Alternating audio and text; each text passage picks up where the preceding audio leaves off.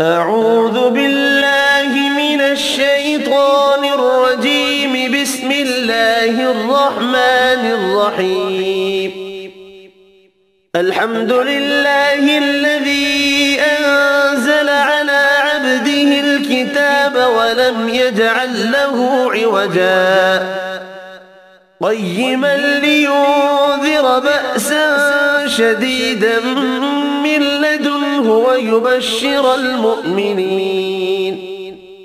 ويبشر المؤمنين الذين يعملون الصالحات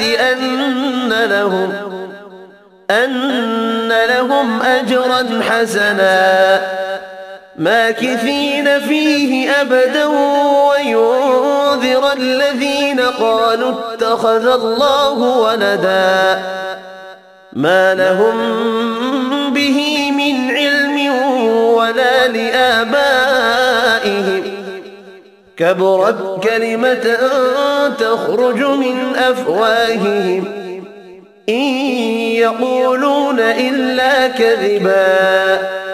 فلعلك باخع نفسك على آثارهم إن لم يؤمنوا بهذا الحديث أسفا. إنا جعلنا ما على الأرض زينة لها لنبلوهم أيهم أحسن عملا، وإنا لجاعلون ما عليها صعيدا جرزا. أم حسبت أن أصحاب الكهف والرقيم كانوا من آياتنا عجبا، إذ أوى الفتية إلى الكهف فقالوا ربنا آتنا من لدنك